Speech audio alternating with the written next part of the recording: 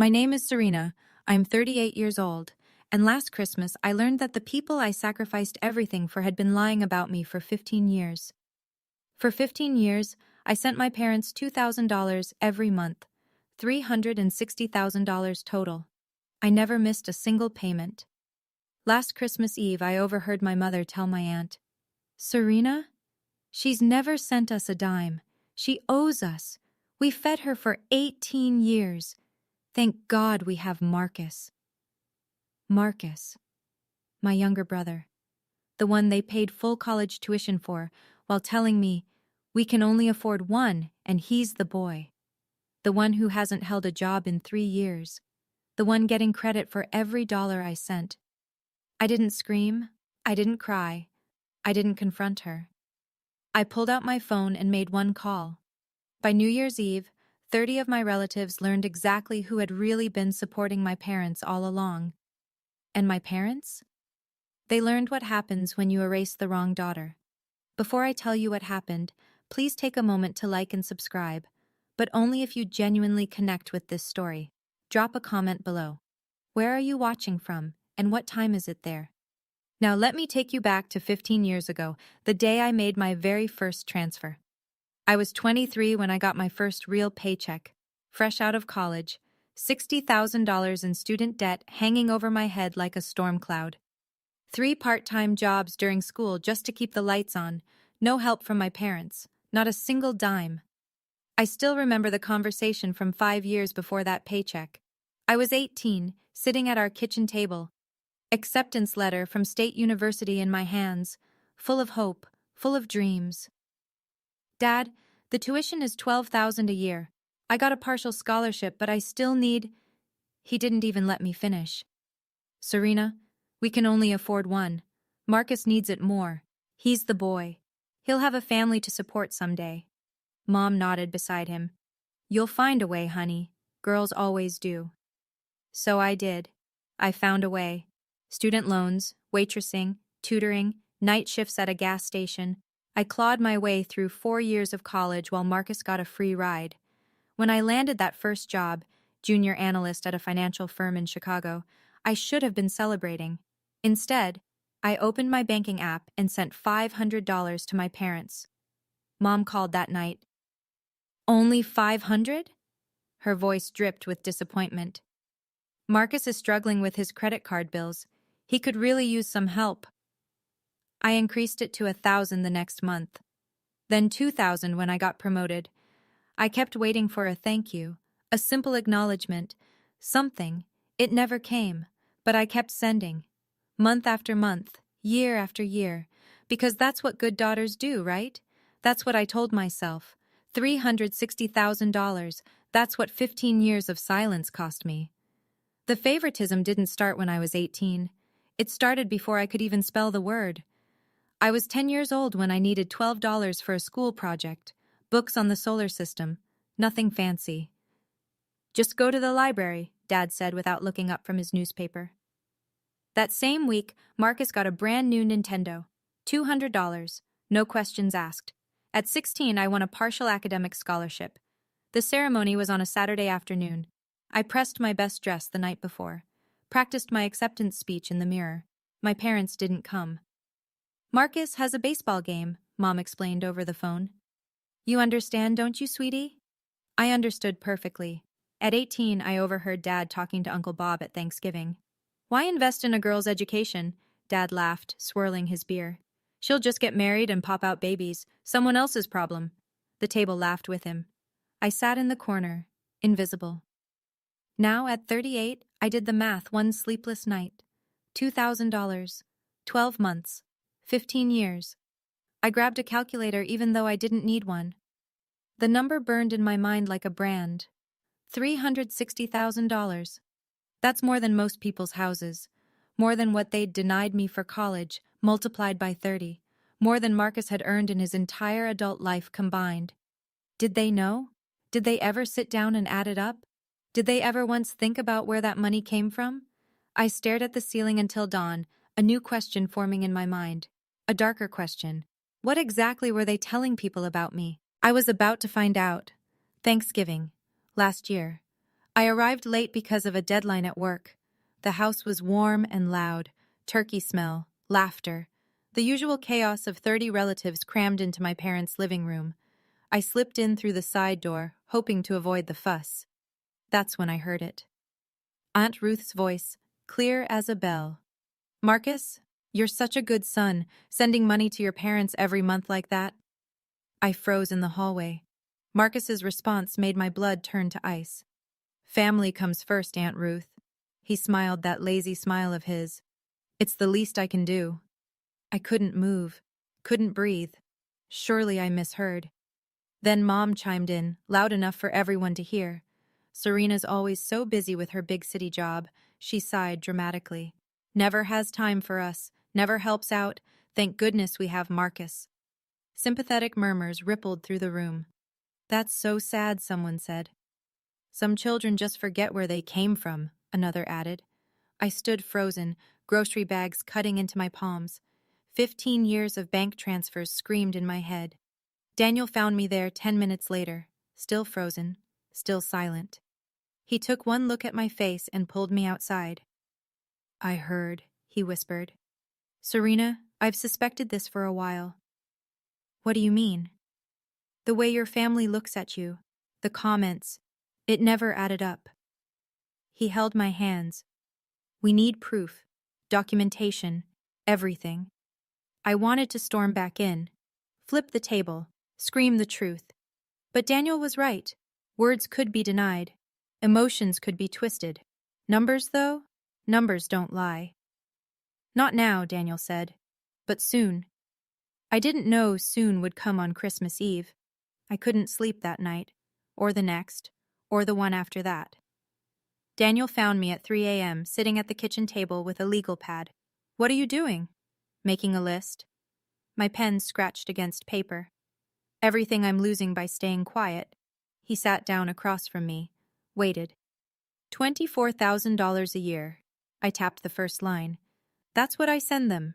We could have bought a bigger house, started a college fund for kids we don't even have yet." "What else?" "My reputation." The word tasted bitter. 30 relatives think I'm the ungrateful daughter who abandoned her parents. Meanwhile, Marcus, who hasn't held a job in 3 years, is the family hero. Daniel reached for my hand. "And here's the worst part." My voice cracked. "I'm losing myself. Every holiday I sit in that corner and I feel like I'm 18 again, invisible, worthless."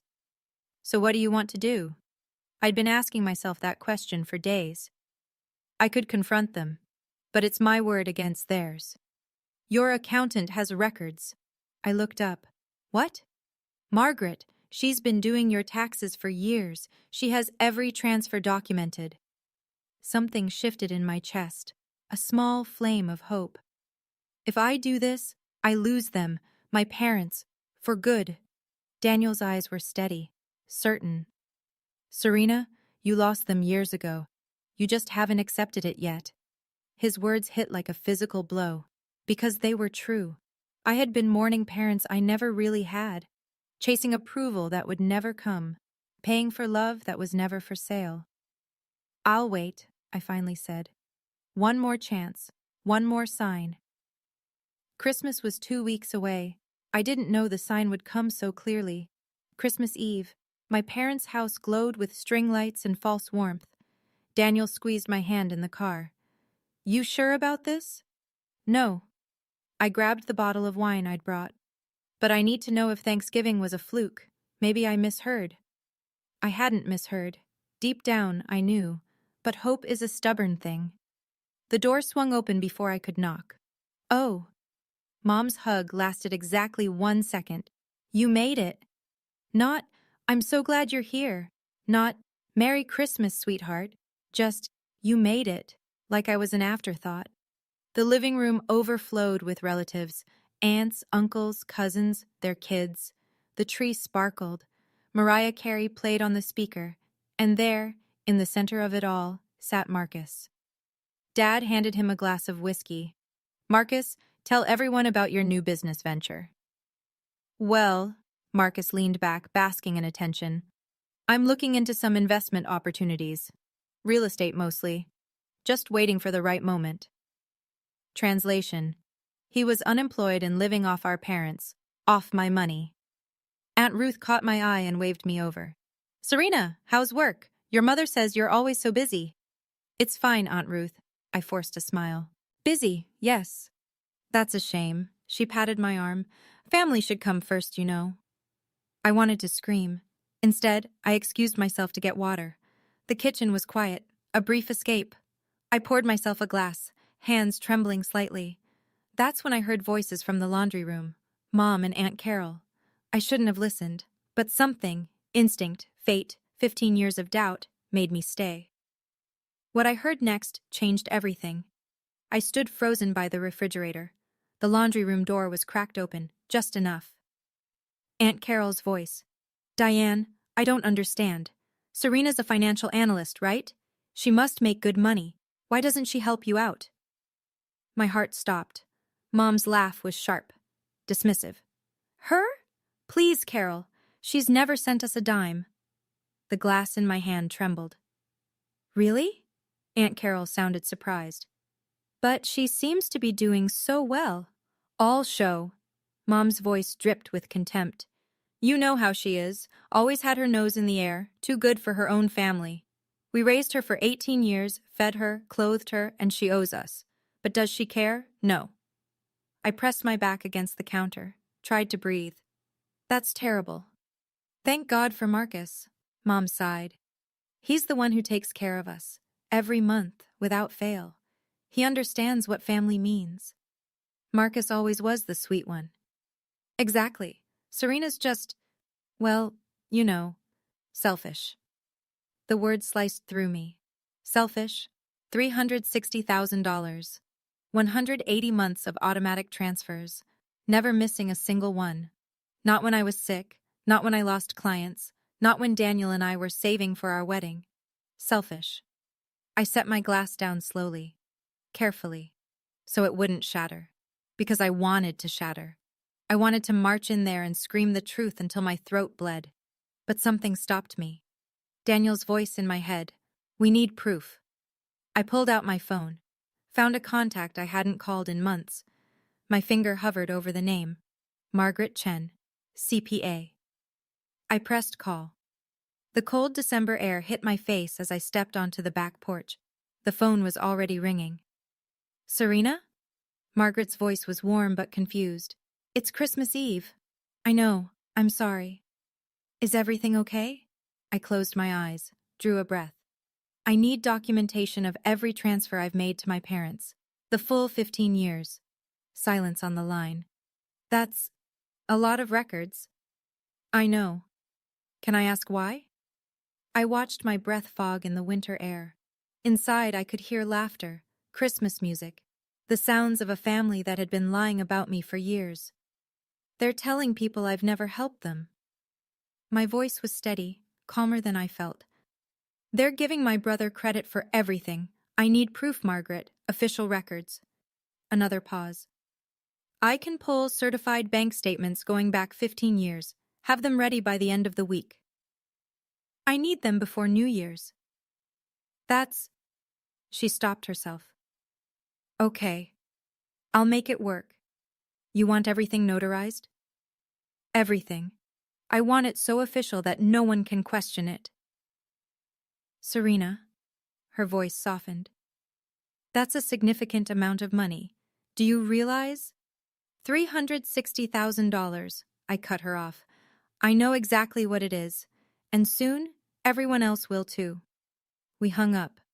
I stood there a moment longer, watching my breath disappear into the darkness. The door opened behind me. Serena? Mom's voice sweet as sugar. What are you doing out here? Come inside, it's freezing. I turned to face her, the woman who had just called me selfish to my aunt. Just a work call, Mom. She shook her head. Always working. That's your problem. I smiled and followed her inside. Not for long. December 26th, the day after Christmas. Daniel had gone back to work. I sat alone in our apartment, staring at my phone. One call down, one more to make. I found Thomas Reed's number, my estate lawyer. We'd met 2 years ago when Daniel and I finally got around to making wills. Back then, I'd listed my parents as secondary beneficiaries, just in case. Reed Law Office. How can I help you? Thomas, it's Serena Everett. Serena. Happy holidays. What can I do for you? I didn't waste time on pleasantries. I need to make changes to my estate documents, my will and my life insurance beneficiaries. A brief pause. What kind of changes? I want to remove my parents from everything. Papers shuffled on his end. I pictured him pulling up my file. Currently, your husband Daniel is primary beneficiary. Your parents, Harold and Diane Moreno, are secondary. You want to remove them entirely? Yes. Replace them with... I thought for a moment. A children's education charity. For kids from low-income families. The irony wasn't lost on me. Money that could have gone to parents who denied me an education, now going to help kids like I once was. That's a significant change, Serena. Are you sure? I've never been more sure of anything. I can have the documents ready by January 2nd. You'll need to come in and sign. Perfect. If you don't mind me asking, it's a family matter, Thomas. My voice was firm but polite. Let's leave it at that. After we hung up, I sat in the quiet of my apartment. 2 calls, 2 chains broken. Now all I needed was Margaret's documentation, and a moment to make everyone see the truth. New Year's Eve was 6 days away, December 30th, 2 days before the party. My email pinged at 7:47 p.m. from Margaret Chen, CPA. Subject, documentation package, confidential attachment. Moreno _ transfers _ 2011-2025 _ certified.pdf. My finger trembled over the trackpad. I clicked. The PDF loaded slowly, page after page after page, 47 pages total. Every single transfer, listed chronologically. Date, amount, bank confirmation number, my account, their account. March 2011, $500. April 2011, $1,000. May 2011, $1,000. January 2024, $2,000. February 2024, $2,000. All the way through December 2025. At the bottom of the last page in bold, total transfers, $360,000. Certified by Margaret Chen, CP. A. Notarized, December 29th, 2025. Daniel came home to find me at the printer. Is that 47 pages? I watched each sheet slide out, warm and real. 15 years. Every single dollar. He picked up the first page, read it, set it down. Serena. I know. That's... He ran his hand through his hair. That's a house. That's 2 kids through college. That's everything I could have had. I gathered the pages into a neat stack. Everything they said I never gave. I opened my leather briefcase, the one I used for important client meetings, and slid the documents inside. My phone buzzed. An email from Thomas Reed. Estate documents finalized. Ready for signature January 2nd. One more piece of the puzzle. Daniel watched me close the briefcase with a soft click. You're really doing this. They told everyone I never helped them, Daniel. They told everyone Marcus was their savior. I met his eyes. They're having a New Year's Eve party, 30 relatives, and I'm going to give them all something to talk about. I'll drive you. No, I shook my head. I need to do this alone. December 31st, 8 p.m. Daniel idled the car outside my parents' house. Every window blazed with light. Music thumped from inside. At least 30 cars lined the street. I can wait, Daniel offered, just in case. Give me 2 hours. I grabbed the leather briefcase from the back seat. If I'm not out by 10, come find me. Serena. He caught my hand. Whatever happens in there, I'm proud of you. I kissed his cheek. Then I stepped into the cold. The door was unlocked. I let myself in. The living room hit me like a wave. Noise, heat, bodies everywhere. Cousins I hadn't seen in years. Aunts and uncles drinking champagne. Kids running between legs.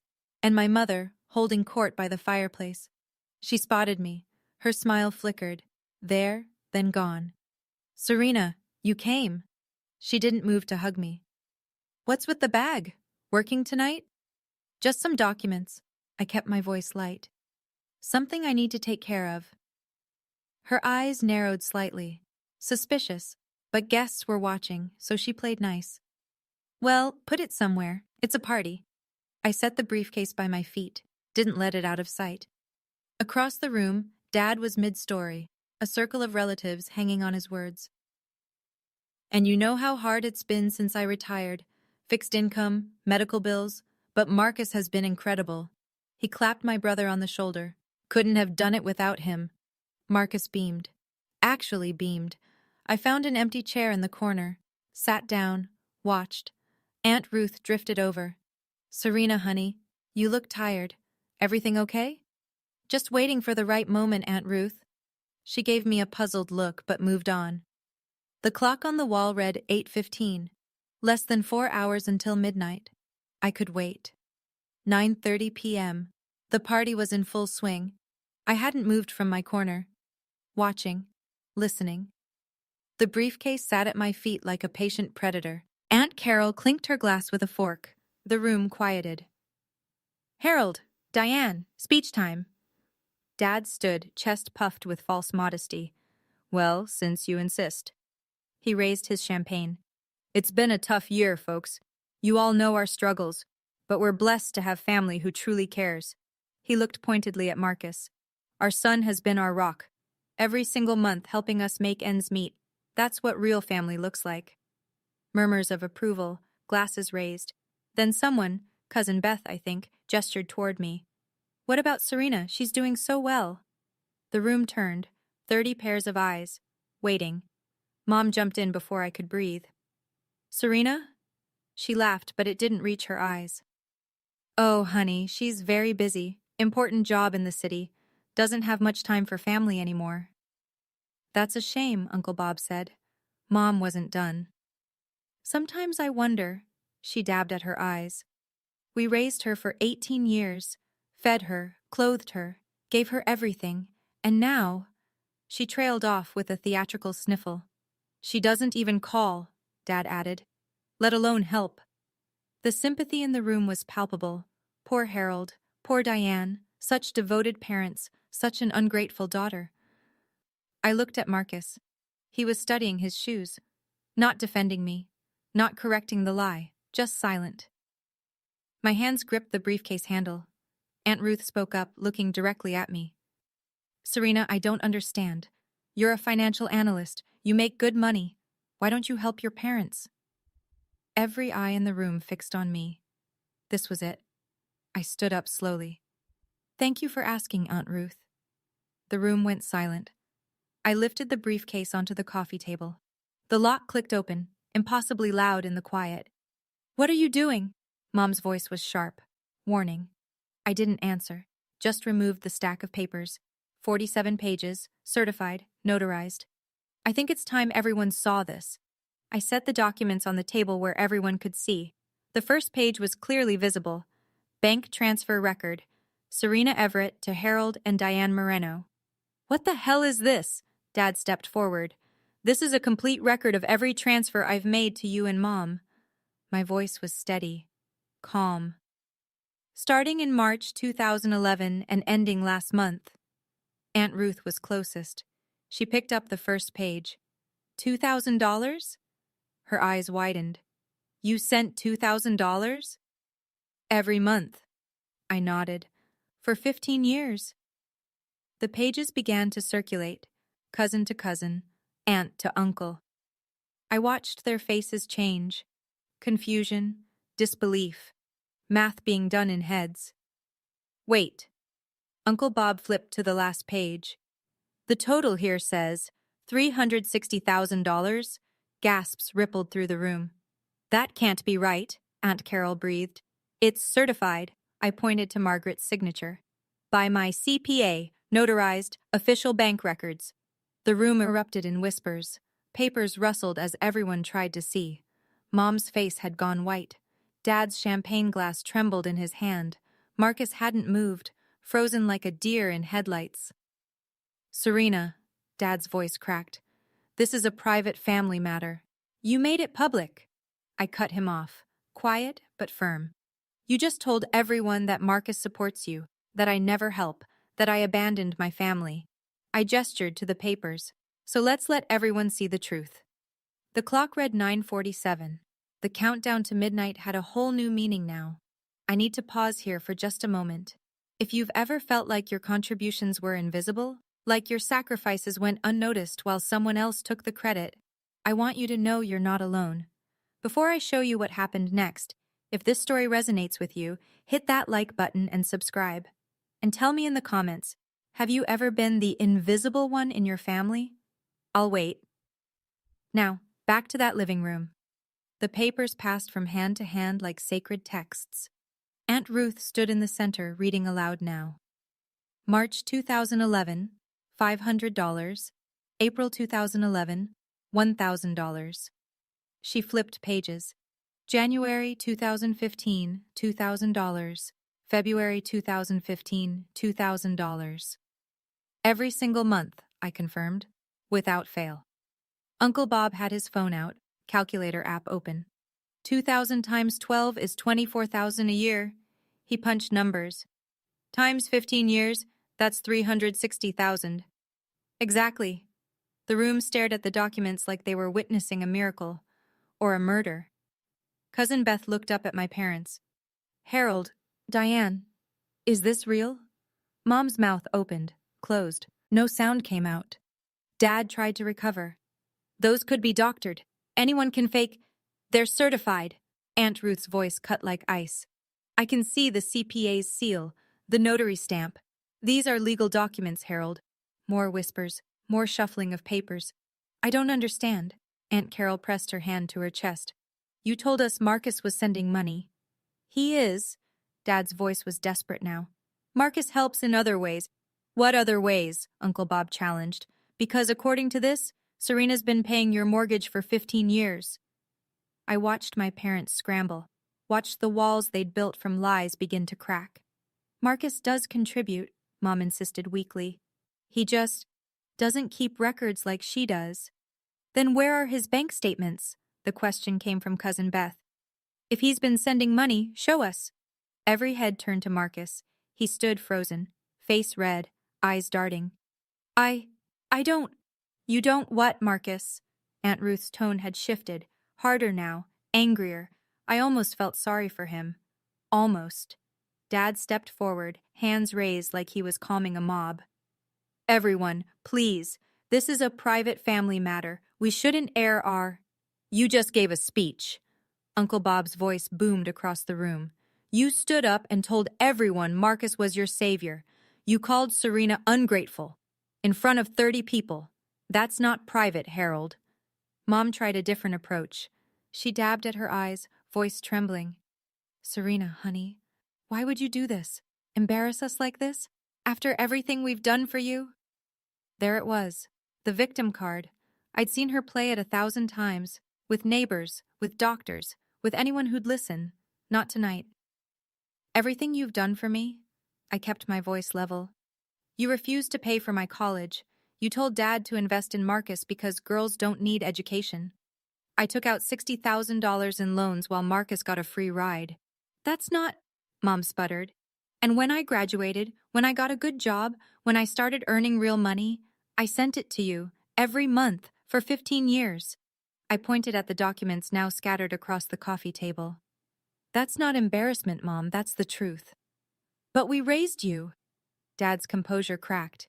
18 years. That doesn't count for anything? I spent $360,000 over 15 years. I met his eyes. I'd say we're even. The room went dead silent. Aunt Ruth stepped between us. Harold, Diane. Her voice was quiet but devastating. I think you owe everyone an explanation. Why did you tell us Marcus was supporting you when Serena was the one sending money? Mom's face crumpled. Dad's jaw clenched. Neither spoke. The silence said everything. The attention shifted to my brother like a spotlight finding its mark. Marcus stood by the fireplace, champagne glass still in hand. He hadn't moved since I opened the briefcase, hadn't spoken, hadn't defended our parents or corrected their lies. Uncle Bob walked up to him. Marcus, let's hear it from you. Have you been sending money to your parents? Marcus's voice cracked. I've helped out. Here and there. Here and there isn't $2,000 a month. Aunt Ruth crossed her arms. Do you have any bank statements? Any proof? I don't keep records like that. Convenient, someone muttered. I stepped forward. Not aggressive, just clear. Marcus, I'm not asking you to prove anything, but you sat there for years, letting them give you credit for my money. You heard Mom and Dad tell everyone I was ungrateful. You knew the truth. His eyes finally met mine. Serena, You didn't what? Didn't know? Didn't care? I shook my head. Every Thanksgiving, every Christmas, every birthday, you let them paint me as the villain. The room watched. 30 witnesses to years of deception. Cousin Beth spoke up. Is it true, Marcus? Did you know Serena was the one actually helping them? His silence stretched like a rubber band about to snap. I thought... His voice was barely a whisper. I thought maybe she was also sending money. Like, in addition to what, Uncle Bob pressed. What exactly have you contributed? Marcus looked at the floor. The answer was clear. Nothing. He had contributed nothing, and he had known all along. I see. Aunt Ruth's disappointment was palpable. Well, I think we've all learned something tonight. The clock read 10:15. The party was over. The reckoning had just begun. The room had shifted. The music was off. The champagne sat untouched. I reached into my briefcase one more time. I have a few announcements. Dad looked like he wanted to stop me, but 30 pairs of eyes held him in place. First, I faced my parents directly. Starting January, I will no longer be sending money, not because I can't afford it, but because I don't owe anyone anything. Mom let out a small cry. Second, I continued, steady as steel. Last week, I updated my life insurance beneficiaries. Mom and Dad, you're no longer listed. If something happens to me, the money goes to an education fund for children from low-income families. The irony landed. I saw Aunt Ruth nod slightly. Third, this was the hardest one. I've revised my will. The inheritance you were counting on, it's gone. Every penny will go to people who won't deny where it came from. Mom's legs seemed to give out. She sank onto the couch. How could you? Her voice was raw. After everything? After everything? I almost laughed. You told the entire family I was ungrateful. You gave Marcus credit for my money. You never once said thank you. We're your parents, Dad shouted. And I was your daughter. Past tense, deliberate. You raised me for 18 years. I supported you for 15.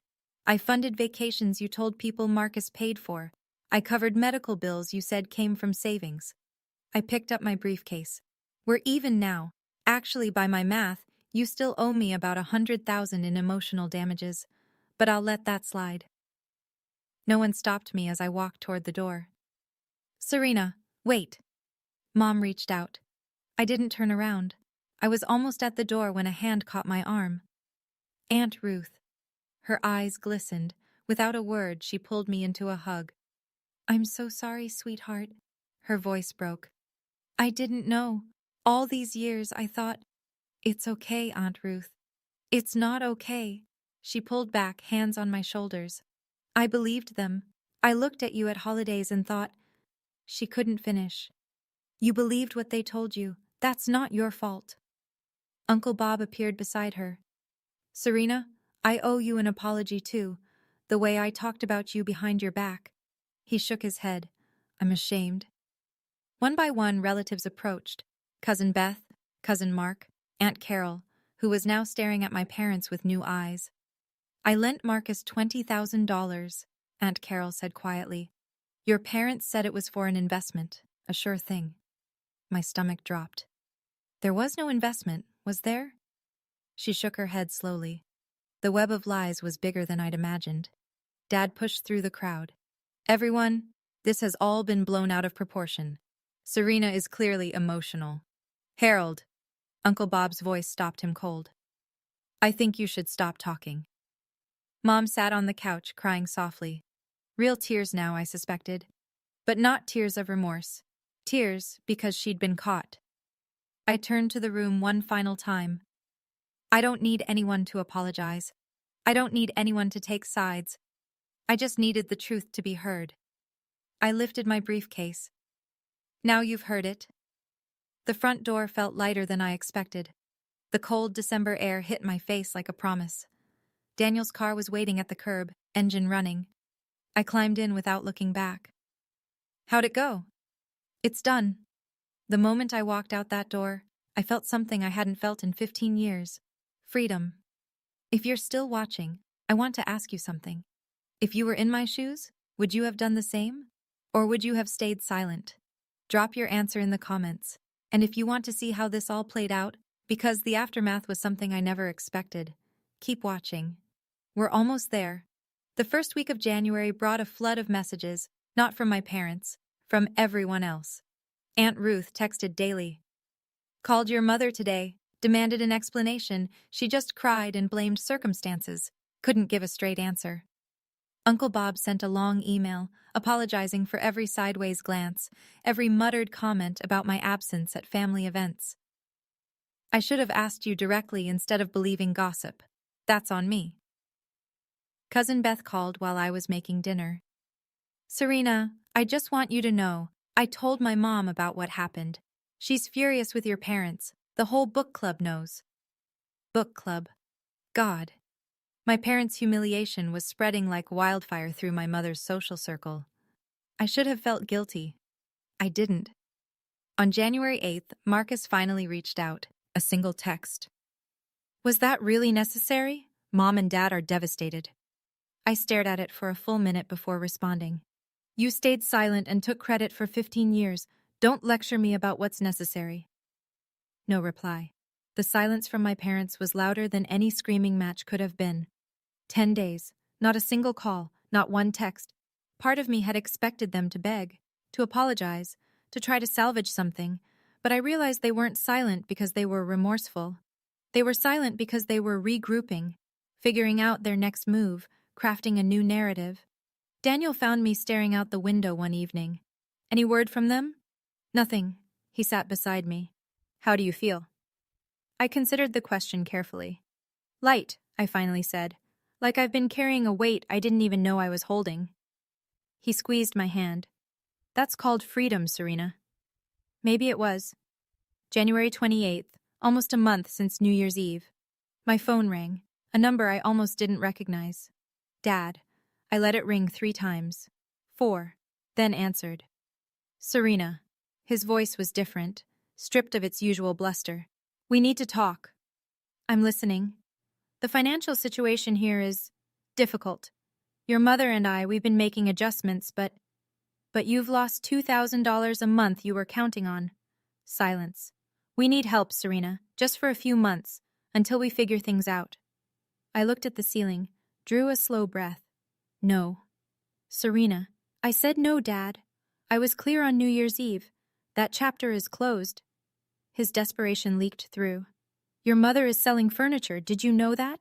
She's selling the dining set your grandmother left us. The dining set I'd eaten at as a child. The one I was never good enough to deserve a place at. That's her choice. How can you be so cold? Cold? I laughed. Not cruel, just tired. I supported you for 15 years while you told everyone I was worthless. That's not cold, Dad. That's the natural consequence of your choices. You're our daughter. And you told everyone you wished Marcus had been born first instead of me. Remember? Thanksgiving 2019. I heard you. Dead silence. He didn't remember. Or more likely, he didn't think I'd remember. Dad, I don't want anything from you. I don't need an apology. I don't need to hear you're sorry. I steadied my voice. I just need you to understand. I'm done. This isn't punishment. This is boundaries. The line went quiet for a long moment. Then a click. He'd hung up on me. For the first time in my life, I was okay with that. February 5th. A phone call that changed everything I thought I knew. Aunt Ruth's voice was different, agitated. Serena, I need to tell you something. I just found out and I'm furious. What happened? Your brother. She spat the words. Marcus, do you know how much debt he's in? I knew about some credit card issues. Some? She laughed bitterly. He owes $40,000 on credit cards alone. But that's not the worst part. My stomach tightened. What's the worst part? He borrowed $20,000 from Carol 2 years ago. Your parents convinced her it was for an investment opportunity. Some tech startup, they said. I sank into my chair. There was no startup, was there? Of course not. Marcus used the money to cover old debts. And now Carol wants it back, and he doesn't have it. Aunt Ruth's voice cracked. He's been living off your parents, which means he's been living off you for years, and they let it happen. The full picture emerged like a photograph developing in acid. My money hadn't just been keeping my parents afloat. It had been funding Marcus's entire charade. The business ventures, the investments, all fiction. They built a house of cards, I whispered, and used my checks as the foundation. Exactly, Aunt Ruth sighed. I'm so sorry, Serena. We all trusted them. We all believed. You believed what good people believe about family. I felt strangely calm. That parents don't lie about their children. That blood means something. Doesn't it? I thought about that question. It should, I finally said. But sometimes the family you build is stronger than the one you're born into. Aunt Ruth was quiet. Then, softly, I'd like to be part of that family, if you'll have me. My eyes stung. You already are. February 12th. An email from an address I didn't recognize. Subject: from someone who understands I almost deleted it. Spam probably, but something made me click. Dear Serena, you don't know me, but I know your story. My name is Patricia. I'm your father's youngest sister. We haven't met because I cut contact with Harold 30 years ago. I heard about New Year's Eve from Ruth. She thought I should reach out. I want you to know you are not alone, and you are not the first. My heart stopped. Dad had a sister? He'd never mentioned her. Not once. I read on. When I was 25, I was exactly where you are. Harold and your grandparents. They saw me the same way they see you. The disposable daughter. The one who was supposed to give without receiving. I left Ohio and never looked back. Best decision I ever made. I know the guilt you might be feeling. The whispers that tell you family is everything, and blood is thicker than water. But here's what I've learned in 30 years. The full quote is, the blood of the covenant is thicker than the water of the womb. The bonds we choose are stronger than the ones we're assigned. I live in California now. I have a good life. A family that loves me without conditions. If you ever want to talk or visit, I'm here. Your aunt, Patricia. I read the email 3 times. A whole person. Erased from family history. Just like they tried to erase me.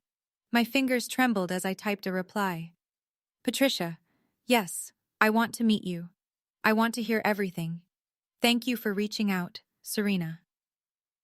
The pattern, I realized, went back generations. But it ended with me. March 3rd, 3 months since New Year's Eve. An email from Mom appeared in my inbox. My first direct contact from either parent since Dad's phone call. Subject: please read this. Dearest Serena, I've started this email 100 times. I don't know the right words. I know you're angry. I know I hurt you. Your father and I, we made mistakes.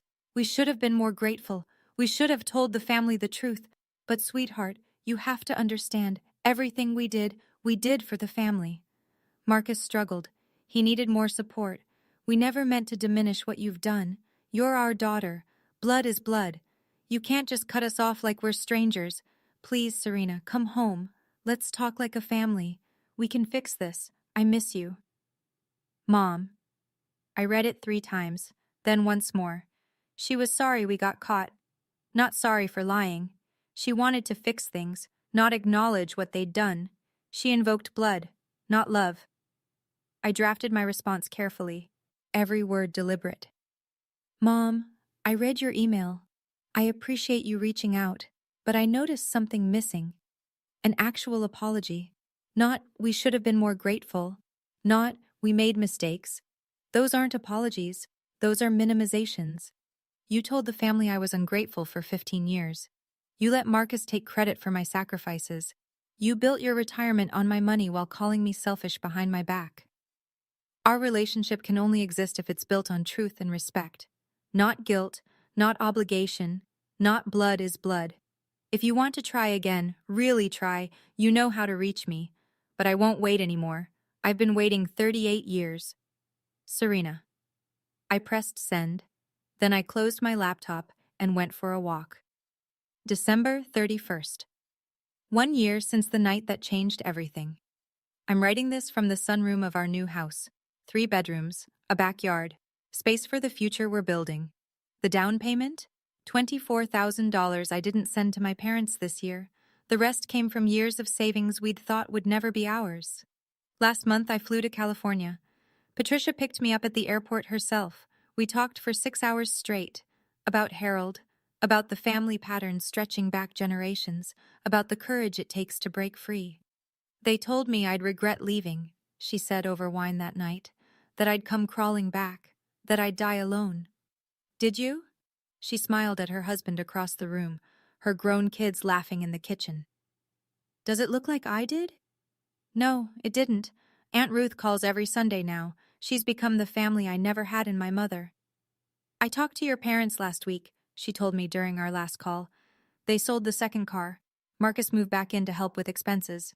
She paused. They're struggling, Serena. I listened to the weight in her words. I know. How do you feel about that? I thought before answering.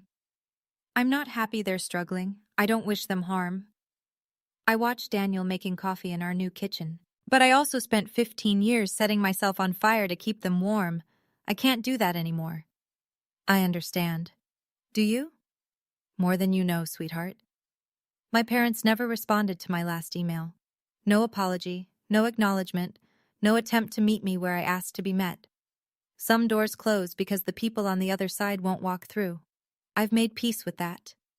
Tonight, I'm sitting on the porch of my new home. The sun is setting over trees we planted ourselves. Daniel will be home from work soon. I've been thinking about what I'd tell someone in my position, someone who's been giving and giving, wondering why it never seems enough. Here's what I've learned. Being a good daughter, a good child, doesn't mean letting people exploit you. It doesn't mean funding lies. It doesn't mean accepting erasure just to keep the peace. Love is not a debt you repay with interest. If someone can only love you when you're useful to them, that's not love, that's accounting. And sometimes setting boundaries is the most loving thing you can do. For yourself, for your future, for the family you'll build instead of the one you were assigned. I don't hate my parents. Hatred takes energy I'd rather spend elsewhere. I feel something closer to grief. Mourning parents I wished I'd had. The versions of them I kept hoping would emerge. They never did. But here's what I gained. Freedom, self-respect, a marriage built on honesty. Relatives who became real family once they learned the truth. And Patricia, an aunt I never knew existed, who proved that breaking free doesn't mean breaking down. The door opens behind me. Hey! Daniel sets a cup of tea beside me. What are you thinking about? Everything. Nothing. I smile up at him. Mostly just how different this year feels. Good different? I take his hand. Yeah, good different. He sits beside me. We watch the last light fade together. For the first time in 38 years, I'm not waiting for approval that will never come. I'm not performing for an audience that only sees my flaws. I'm just here, present, free. And that's enough. It's finally enough. Looking back, I wish I had set boundaries sooner. But I also know I had to go through this to understand something important. So here's what I want to leave you with. First, your worth is not measured by how much you sacrifice. Second, people who truly love you will never erase your contributions. Third, setting boundaries is not abandonment, it's self-respect. If you're in a similar situation, I hope my story gives you courage. You don't have to set yourself on fire to keep others warm. Thank you for staying until the end. If this story resonated with you, please like, subscribe, and share. Check the description for more stories like this one, and leave a comment. What would you have done differently? I read every single one. Until next time, take care of yourself first.